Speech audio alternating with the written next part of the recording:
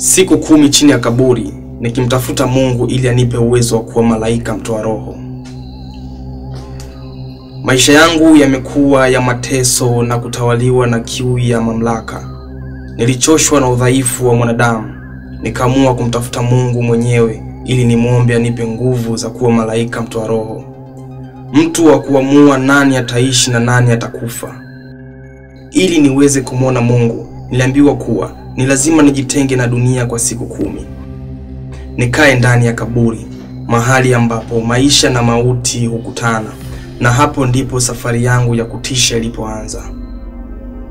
Usiku wa kwanza nilishuka ndani ya kaburi nililochimba mwenyewe, nikiwa na maji kidogo na kipande cha mkate. Niliamua nisiongee na mtu yoyote, nisiwasiliane na ulimwengu. Nimejitenga nikisubiri Mungu ajitokeze kwangu.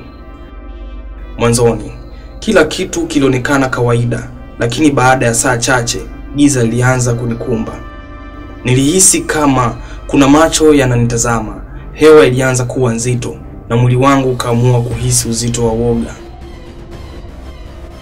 Mwanzoni kila kitu kilionekana kawaida, lakini baada ya saa chache giza lilianza kunikumba.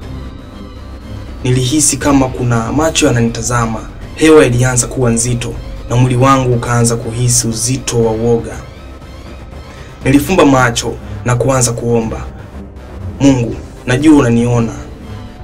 Nimekuja hapa kwa sababu nataka kuwa mtoa roho wako duniani. Lakini hakuwa na majibu. Kimya kilitawala kwenye kaburi.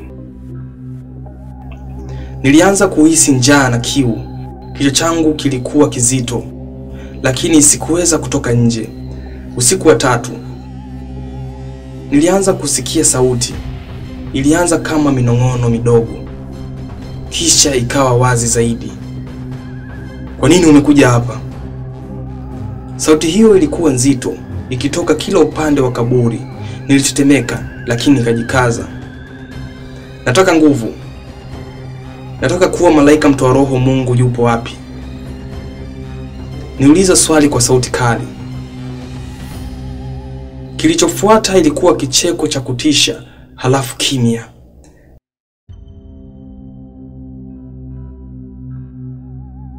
Sikujua kama nimeota au ni kweli. Sikujua kama nilikuwa naota au ni kweli, lakini nilijua jambo moja. Sasa nilikuwa nimeingizwa kwenye ulimwengu mwingine. Usiku wa 6 nilianza kuhisi uwepo wa mtu ndani ya kaburi. Nilihisi pumzi nzito karibu na uso wangu, lakini sikuweza kuona chochote.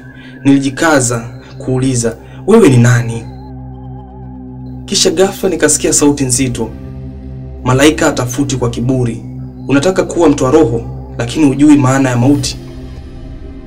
Nilihisi baridi kali ikipita mwilini mwangu. Nilihisi hofu kwa mara ya kwanza. Je, nilikuwa nimefanya kosa? Siku 8, mlango kati ya maisha na kifo. Njaa ilikuwa imenidhoofisha.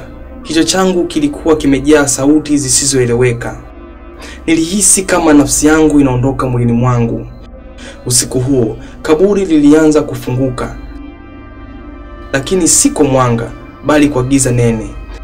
Niliona mlango mbele yangu ukiwa umeandikwa kwa lugha isiyoeleweka. Nilihisi nguvu ikinisukuma kuingia ndani, lakini nikasikia sauti nyingine ikiniambia, ukitia mguu ndani ya mlango huu hautarudi tena. Nilihisi mgongano ndani yangu. Moja ya nafsi yangu ilitaka kuingia, lakini nyingine ilinitahadharisha. Siku ya 10, majuto na ukweli. Siku ya 10 ilikuwa nimechoka kupita kiasi. Nilikaa kimya nikifikiria safari yangu. Nilikuja pale kutafuta nguvu, lakini badala yake niligundua kitu kingine. Sikuomba kuwa malaika mtoa roho kwa sababu ya haki, bali kwa sababu ya kiburi changu. Mungu hakunijibu kwa sababu hakukuwa na maombi halisi. Ilikuwa tamaa ya madaraka na mamlaka juu ya uhai mwingine. Muda ulipofika, nilijisukuma kutoka kaburini nikiwa dhaifu, lakini nikijua moja, Sikuhitaji kuwa malaika wa mauti ili kuwa na nguvu. Nguvu halisi ilikuwa ni kuelewa maisha na thamani yake. Funzo: baada ya siku hizo 10, sikuwahi tena kutafuta madaraka juu ya maisha ya wengine.